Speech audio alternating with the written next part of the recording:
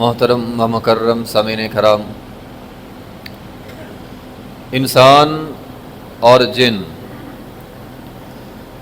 یہ دو ایسی مخلوقات ہیں جن کے پاس اختیار موجود ہے اللہ تعالیٰ کی فرما برداری کرنے کا اور نافرمانی کرنے کا۔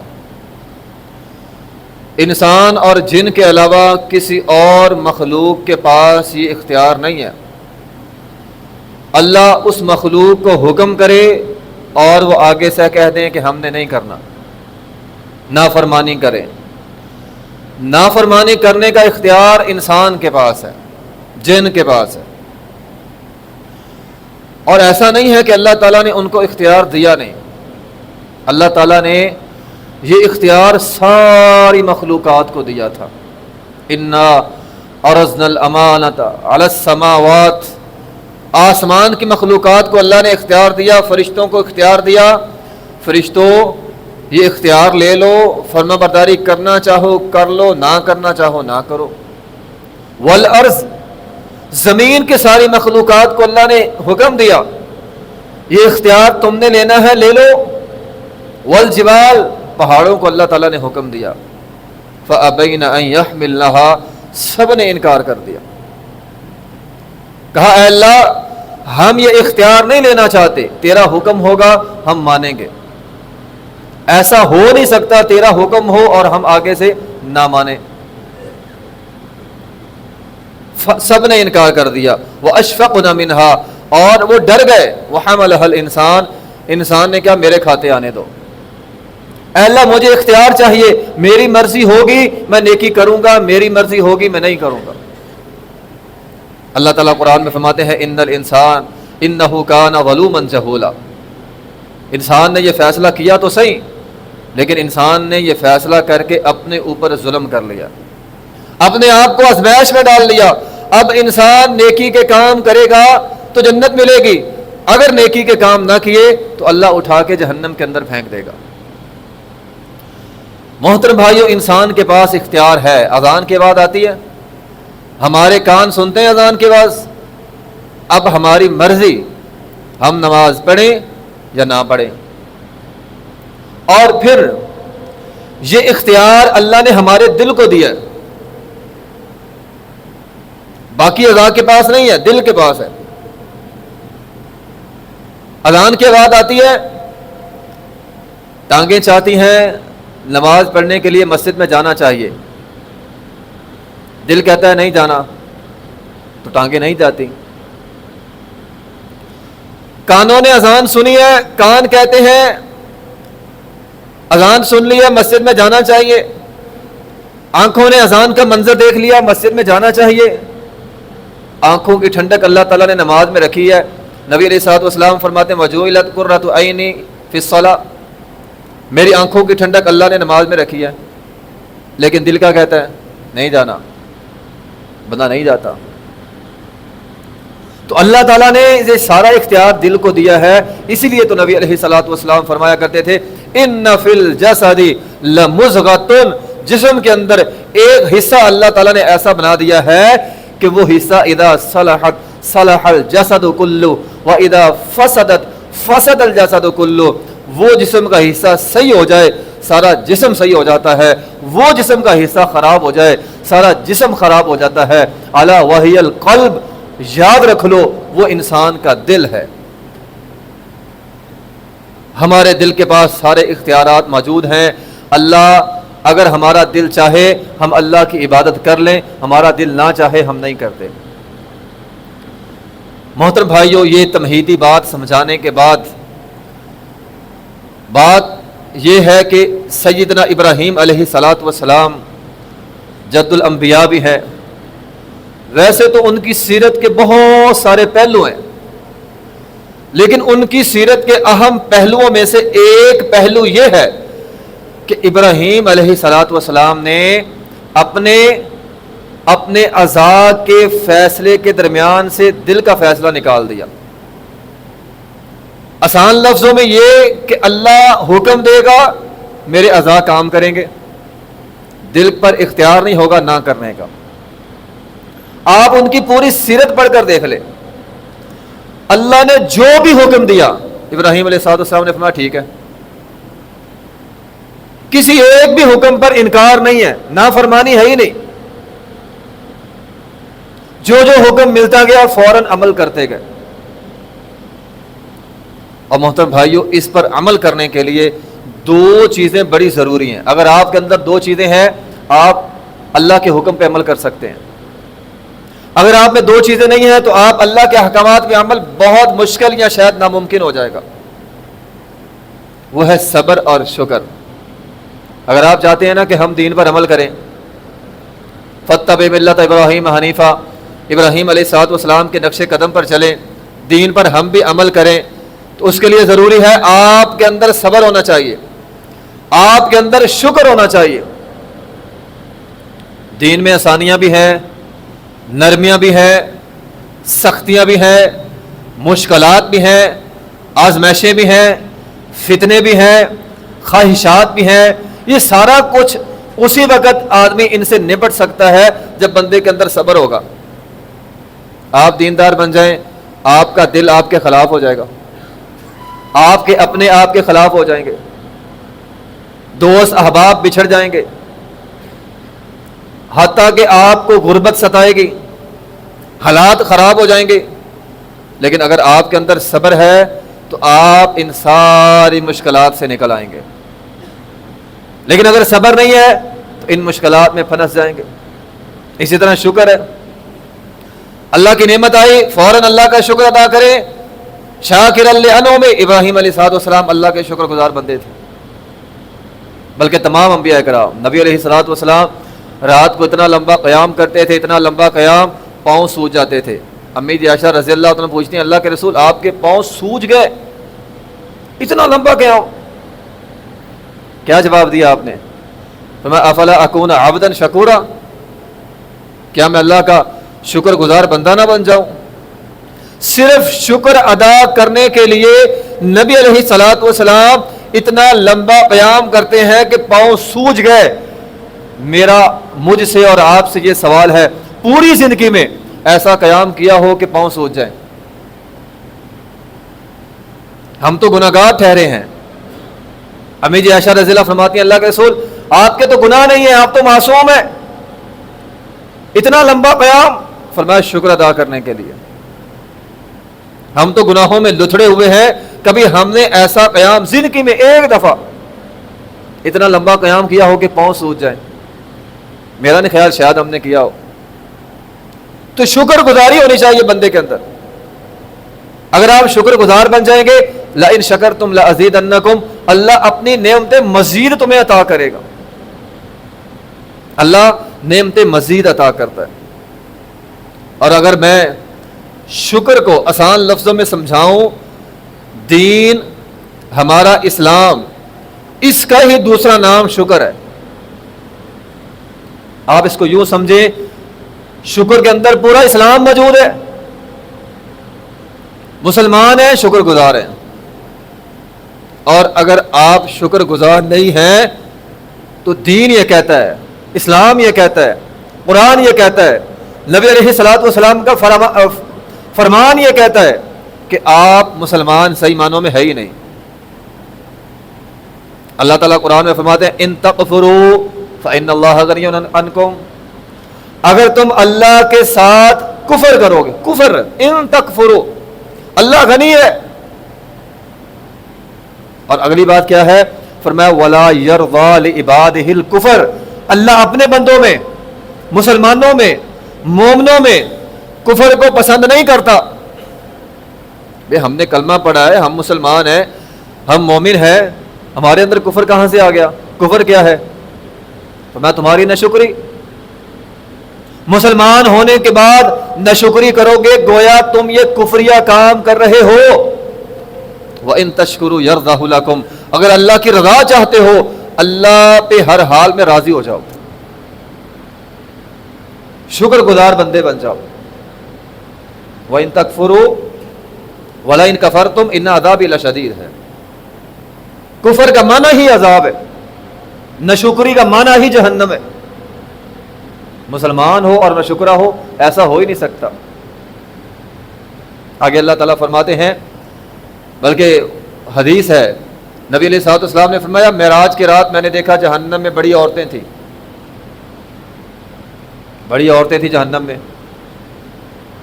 صحابہ کرام نے پوچھا کیوں؟ فرمایا یکفرنا، یکفرنا، انہوں نے کفر کیا، مسلمان عورتیں کفریہ کام کر رہی ہیں۔ صحابہ کرام کو بڑا تعجب ہوا، کہا یکفرنا باللہ، کیا انہوں نے اللہ کے ساتھ کفر کیا؟ فرمایا نہیں، بھی ہم تو وہی سمجھتے ہیں نا، کافر تو وہ ہوتا ہے جو اللہ کا انکار کر دے، کافر تو وہ ہے۔ یکفرنا باللہ، کیا اللہ کی انکاری عورتیں تھیں؟ فرمایا نہیں، اللہ کی انکاری نہیں ہے، یکفرنا بالعشیر، خامد کی ناشکری کرتی ہیں۔ اب اس کو اللہ تعالیٰ نے کفر تصور کیا ہے، اور اس کی وجہ سے عورتیں زیادہ جہنم میں ہیں۔ اور پھر نبی علیہ الصلوۃ والسلام نے اس کی ایک وضاحت بھی بیان کی، فرمایا وضاحت یہ ہے، لو احسنت الی احداہن، تم میں سے کوئی آدمی لمبا عرصہ، الدہر، لمبا عرصہ اپنی بیوی پہ، عورت پہ احسان کرتا ہے، احسان کرتا رہتا ہے، کبھی کبھار زندگی میں ایک بات جو نہیں مانتا، تو یہ آگے سے کیا کہتی ہیں، ما رأیت منک خیرا قط، تجھ کے اندر بھلائی دیکھی نہیں میں نے۔ اور یہ حدیث صرف عورتوں کے حوالے سے نہیں ہے، ہمارے لیے بھی ہے۔ اس حدیث کا مطلب یہ ہے جہنم میں سب سے زیادہ وہ لوگ جائیں گے جو ناشکرے ہیں۔ ہاں، عورتیں زیادہ ناشکری ہوتی ہیں، وہ زیادہ جائیں گی۔ اگر مرد ناشکرے ہیں تو وہ بھی جہنم میں جائیں گے۔ ما یفعل اللہ بعذابکم ان شکرتم، یہ آیت تو ہمیں یہ بتلاتی ہے جہنم میں جائیں گے ہی ناشکرے سارے۔ اللہ تعالیٰ فرماتے ہیں اللہ تمہیں عذاب دے کر کیا کرے گا اگر شکر گزار بندے بن جاؤ، یعنی اگر تمہارے اندر شکر آ جائے تو اللہ تمہیں عذاب کیوں دے گا؟ اللہ جہنم میں کیوں پھینکے گا؟ جہنم میں اس لیے پھینکے گا تمہارے اندر شکر نہیں ہے۔ ما یفعل اللہ بعذابکم ان شکرتم، تمہارے اندر شکر نہیں ہے، اس وجہ سے اللہ تمہیں اٹھا کے جہنم کے اندر پھینکے گا۔ تو جہنم میں جانے کی اکثر وجہ، اکثر وہ لوگ ہوں گے، اکثریت ان لوگوں کی ہوگی جو ناشکرے ہوں گے۔ ناشکرے لوگ جہنم میں زیادہ جائیں گے۔ انسان کو ہر حال میں اللہ کا شکر ادا کرنا چاہیے۔ اللہ نے آپ کو جس حال میں رکھا ہے راضی رہ جائے۔ وَإِن تَعُدُّوا نِعْمَةَ اللَّهِ لَا تُحْصُوهَا، اللہ کی بے شمار نعمتیں ہیں، اللہ اتنی ساری نعمتیں کرتا ہے بندے پر، کوئی ایک آدھی اللہ نے نہیں بھی دعا قبول کی، وہ عورت جس طرح ایک آدھی خامد نے بات نہیں مانی فوراً ناشکری، بندے ناشکری پہ آ جاتے ہیں۔ اللہ نے تیری 100 دعائیں قبول کی ہیں، 2-4 نہیں کی تو کیا ہو گیا؟ اللہ میری سنتا ہی نہیں ہے، اللہ مجھے دیتا ہی نہیں ہے، مجھ پر آزمائشیں آئی جا رہی ہیں۔ میں تو یہ سمجھتا ہوں شاید ہمارا جو ہمارے رب کے ساتھ تعلق ہے نا، ہم اس کو صحیح معنوں میں پہچان نہیں سکے۔ ہمارے رب کے ساتھ تعلق کیا ہے؟ آپ دیکھیں یہ بہت ساری مثالیں ہماری زندگی میں، اس کی بہت ساری مثالیں ہیں۔ آپ کا ہی بچہ ہے، آپ کا اپنا بچہ، بیٹا آپ کا، آپ سے کوئی چیز مانگے کھانے کے لیے، آپ اسے دیں، وہ پھینک دے، پھر مانگے، پھر دے دیں، پھر پھینک دے، پھر مانگے، پھر وہ ضائع کر دے۔ کیا آپ دوبارہ دیں گے اسے؟ ہم بھی نہیں دیں گے۔ اور ہمارے بیٹے کے ساتھ کیا تعلق ہے؟ باپ اور بیٹے کا رشتہ ہے نا، ہم اس کے مالک نہیں ہیں، اس کے خالق نہیں ہیں، اللہ تو ہمارا خالق ہے۔ اور بار بار ضائع کرنے پر ہم اپنے بیٹے کو نہ دیں تو وہ تو ہمارا خالق ہے۔ بار بار اللہ نعمتیں دے رہا ہے، آپ ناقدری کیے جا رہے ہیں۔ ان عذاب لشدید، وہ کہتا ہے یا تو میں نعمت چھین لوں گا، نہیں دوں گا، یا ڈھیل دے دوں گا، بعد میں عذاب آئے گا، بعد میں اللہ تعالیٰ کی پکڑ آئے گی۔ تو تو اللہ تعالیٰ نعمتیں دیتا ہے شکر گزاری کرنے کے لیے. بعض لوگوں کو اللہ مال دیتا ہے, لوگ یہ سمجھ بیٹھتے ہیں شاید وہ مال کے مالک بن گئے ہیں. قرآن میں سورہ حدید میں اللہ تعالیٰ فرماتے ہیں وَأَنفِقُوا مِمَّا جَعَلَكُم مُسْتَخْلَفِينَ فِيهِ, میں انسانوں کو مال کا مالک نہیں بناتا, مال کا نائب بناتا ہوں. ہماری حیثیت وہ جس طرح وہ کیشیئر ہوتا ہے, ہم تو سبب بنتے ہیں. اللہ نے مال دیا, آگے لوگوں کو دینا ہے. اللہ نے نعمت کی ہے, آگے لوگوں تک پہنچانی ہے. نہ ہم اس نعمت کے مالک ہیں, نہ اس نعمت کے خالق ہیں. ہم تو ذریعہ بنے ہوئے. پانی ہوتا نا, پانی نے نیچے جانا ہی ہوتا ہے. اگر آپ اسے خود راستہ دے دیں گے وہ نیچے جائے گا, آپ کے ذریعے سے نیچے جائے گا. لیکن اگر آپ راستہ نہیں دیں گے تو جانا تو اس نے نیچے ہی ہے, وہ خود راستہ بنا لے گا. اگر آپ روکیں گے کسی اور ذریعے سے نیچے جائے گا, ٹھہرے گا تو نہیں. تو مال بھی ایسے ہی ہے, نعمتیں بھی ایسے ہی ہیں. اللہ نے آپ کو نعمت دی ہے, اگر آپ وہ نعمت دوسروں تک پہنچانے میں ذریعہ بن جائیں گے اللہ مزید نعمتیں دے گا, اللہ مزید عطا کرے گا. اگر روکیں گے تو جانا تو اس نے نیچے ہی ہے نا. بیماری لگ جائے گی, آفت آ جائے گی, کوئی پریشانی لگ جائے گی, نقصان ہو جائے گا, رہنا نہیں ہے آپ کے پاس. پانی رکتا نہیں ہے, یہ نعمتیں یہ نیچے جانی ہی جانی ہے. آپ ذریعہ بن جائیں گے, یا ابن آدم انفق انفق علیک, اللہ آپ کو مزید دے گا. لیکن اگر ذریعہ نہیں بنتے, آپ اس کو روکنے کی کوشش کرتے ہیں, وہ جانا نیچے ہی ہے. بیماری لگ جائے گی, پریشانی آ جائے گی, لاکھوں روپیہ خرچ ہو جائے گا. آپ جوڑ جوڑ کے یہ سمجھ رہے تھے یہ میرا میرا میرا, تیرا تو ہے نہیں بھائی. تو نائب ہے اس کا, مالک نہیں ہے اس کا. وَأَنفِقُوا مِمَّا جَعَلَكُم مُسْتَخْلَفِينَ, خلیفہ ہے اس کا, نائب ہے اس کا. مالک تو اللہ ہے, خالق تو اللہ ہے, ہم اسے روک کر بیٹھے ہوئے ہیں. ہاں اللہ نے اس کے ذریعے ہماری آزمائش کی ہے. وَنَبْلُوكُم بِالشَّرِّ وَالْخَيْرِ فِتْنَةً, ہم دے کر بندے کو آزماتے ہیں, خیر دے کر بھی آزماتے ہیں, شر دے کر بھی آزماتے ہیں. تو خیر مل جائے اللہ کا شکر ادا کریں, مصیبت آ جائے اللہ کے سامنے صابر بن جائیں, صبر کریں. محترم بھائیو, ابراہیم علیہ السلام کی سیرت کو سامنے رکھیں. صبر کے 3 درجے ہوتے ہیں. آپ پر مصیبت آ گئی, پریشانی آ گئی, آپ صبر کریں. انما یوفی الصابرون اجرهم بغیر حساب, رب کا قرآن اعلان کرتا ہے جو بندے اللہ کی طرف سے آنے والی آزمائشوں پہ صبر کرتے ہیں ان کا اجر اللہ ہے. اجرہم بغیر حساب ہے, بغیر حساب کے اللہ دے گا. اللہ حساب میں لائے گا ہی نہیں اس کو, وہ گنتی میں اجر آ ہی نہیں سکتا جو صبر کرنے کی وجہ سے بندے کو ملتا ہے. اس کی گنتی نہیں ہے, کاؤنٹنگ اس کی ہو ہی نہیں سکتی, بغیر حساب ہوگا اگر آپ اس پر صبر کرنے والے بن جائیں. یہ پہلا درجہ ایمان کا. دوسرا درجہ کیا ہے؟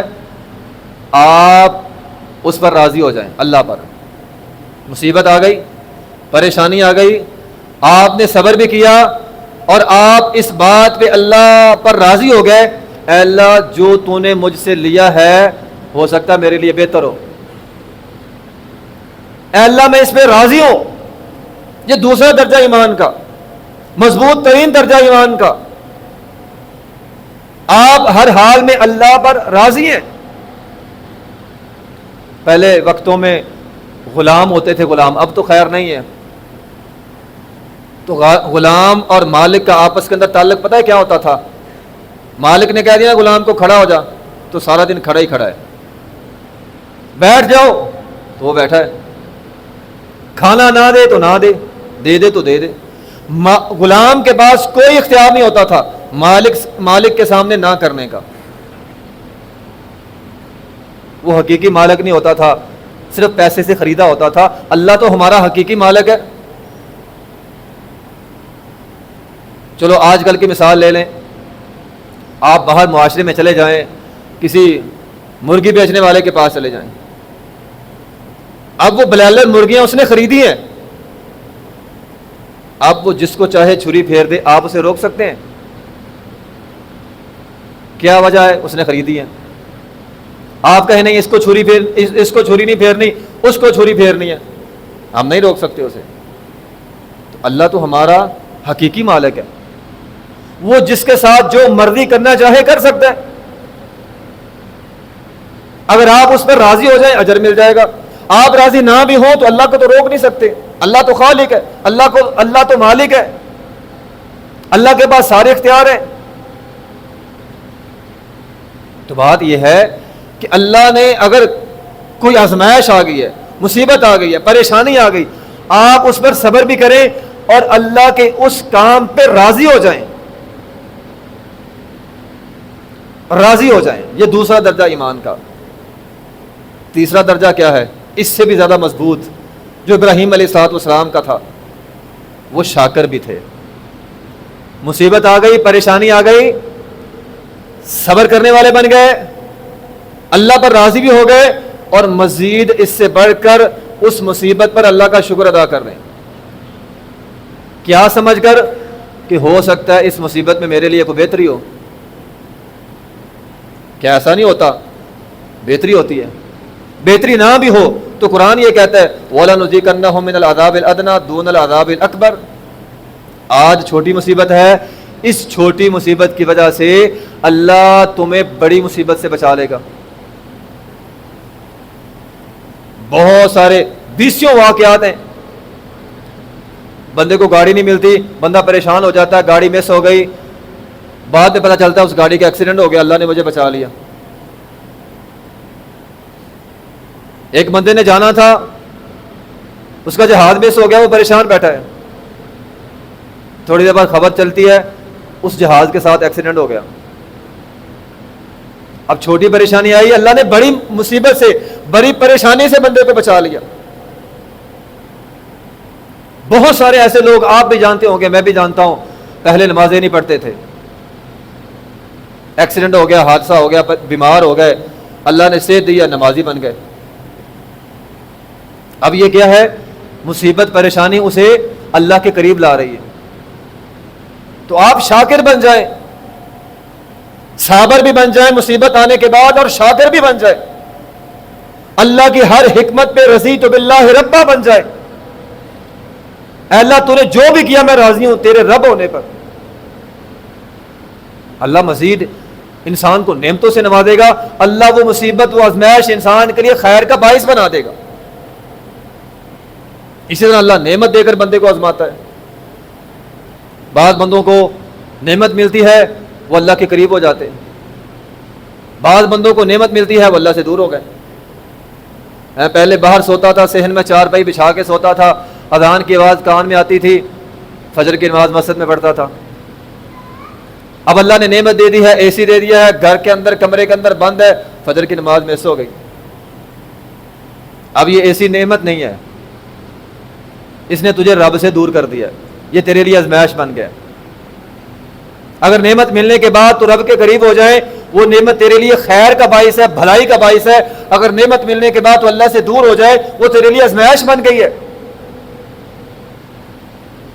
تو ابراہیم علیہ الصلوۃ والسلام مصیبت آنے کے بعد بھی اللہ تعالیٰ کا شکر ادا کرتے تھے. شاکر لانعمہ.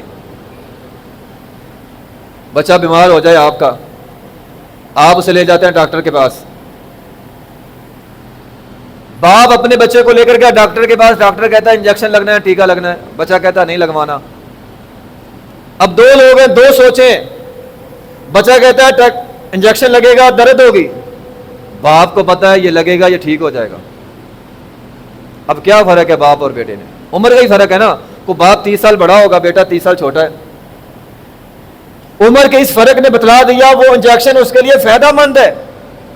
اللہ تو ہمارا خالق ہے, اللہ تو ہمارا مالک ہے. عمر کے اندر فرق آیا, بات کے اندر فرق ہو گیا. وہی انجیکشن بچہ اسے اپنے لیے مصیبت سمجھتا ہے, باپ کہتا ہے اس کے اندر خیر ہے. وہ اللہ ہمارا خالق ہے, ہمارا مالک ہے. اگر ہمارا نقصان ہو رہا ہے اللہ کو پتا ہے اس کے اندر ہمارے لیے خیر ہے. شاکر لانعمہ. ابراہیم علیہ السلام ساری زندگی دعائیں کرتے ہیں، اللہ نہیں سنتا اولاد کے لیے. 60 سال 70 سال 80 سال عمر ہو گئی. مفسرین لکھتے ہیں 80 سال کے بعد اللہ نے دعا سنی، بیٹا دیا. چلو عموماً 20 سال کی عمر میں شادی ہوگی. 60 سال تک کم و بیش وہ دعائیں مانگتے رہے، اللہ نے نہیں سنی. وہ صابر بھی رہے، وہ شاکر بھی رہے. ہمارے یہاں تو شادی کو 6 سال ہو جائے نا، اولاد نہ ہو تو طلاقیں ہو جاتی ہیں. ہم تو اتنے نشکری قوم ہیں. 2-3 سال بعد جھگڑے شروع، 6 سال بعد طلاق ہو گئی. کیا جی اولاد نہیں ہو رہی. ابراہیم علیہ السلام 60 سال کم و بیش دعائیں کی ہیں. اس کے بعد اللہ تعالیٰ نے کہا اس بچے کو لو، اس کو ایک وادی میں چھوڑ آؤ. چھوڑ آئے. بیوی پوچھتی رہ گئی، جواب نہیں دیا. آپ کو 60 سال بعد بیٹا مل جائے اور کسی ویرانے میں چھوڑ آئے. اتنا کہا، اللہ کا حکم ہوا. اس سے آگے کوئی جملہ نہیں بولا. بچہ بڑا ہو گیا، اللہ نے خواب میں دکھلایا بچے کے گلے پر چھری چلانی ہے، لے گئے. باپ بھی صابر شاکر، بیٹا بھی صابر شاکر. فلما اسلم وتلہ للجبین، اللہ قرآن میں کہتا ہے دونوں مسلمان تھے. ہم بھی تو مسلمان ہیں نا. اللہ نے ان دونوں کو مسلمان کہا ہے. مسلمان ہونے کا مطلب فرما برداری کرنے والے. بیٹا نیچے لیٹ گیا، باپ نے چھری پکڑ لی. دونوں مسلمان. اور ہم بھی مسلمان. اذانیں سنتے ہیں، آ رہی ہیں. ہمیں کیا فرق پڑتا ہے؟ ہیں ہم مسلمان. ہمارا دعویٰ بھی ہے ہم مسلمان ہیں. لیکن ابراہیم علیہ السلام کو اللہ مسلمان کہہ رہا ہے. یہ ہے مسلمان. قد صدقت الرؤیا، اللہ تعالیٰ فرماتے ہیں اے ابراہیم قد صدقت الرؤیا، اور تو نے اپنی خواب سچی کر دی. اور میرے بندے تو میرا واضح حکم نہیں مانتے، تو نے خواب سچی کر دی. تو نے خواب سچی کر دی. واضح حکم تو نہیں دیا تھا نا بیٹے کو چھری پھیر، خواب ہی تھی نا. ابراہیم تو نے خواب سچی کر دی علیہ السلام. ہمارے پاس تو اللہ کے واضح احکامات ہیں. نماز پڑھنی ہے، کتنے سارے احکامات ہیں، ہم عمل نہیں کرتے. تو محترم بھائیو، ہم سیرت ابراہیم علیہ السلام تو سنتے ہیں. سننے کا مقصد یہ نہیں ہے سن لیا سواد لے لیا بس. سننے کا مقصد ہوتا ہے جو ہمارے لیے سبق ہیں ان پر عمل بھی کرنا ہے. ابراہیم علیہ السلام کی سیرت کو اپنانا بھی ہے. تو آج یہ عزم کر لیں، اللہ ہمیں جس حال میں رکھے گا انشاءاللہ ہم صابر بھی ہوں گے، اللہ کی رضا پہ راضی بھی ہوں گے، اور مزید یہ کہ اللہ کے شکر ادا کرنے والے بن جائیں گے. اگر یہ 3 کام ہم نے کر لیے تو میں نہیں کہتا، اللہ تعالیٰ فرماتے ہیں لَإِن شَكَرْتُمْ لَأَزِيدَنَّكُمْ، یہ اللہ کا وعدہ ہے. اللہ ضائع نہیں کرے گا، اللہ آپ کو اپنے خزانوں سے نوازے گا. اس لیے دعا کرنی چاہیے اللہ تعالیٰ ہمیں صبر کرنے کی اور شکر کرنے کی توفیق عطا فرمائے. وآخر دعوانا الحمدللہ رب العالمین.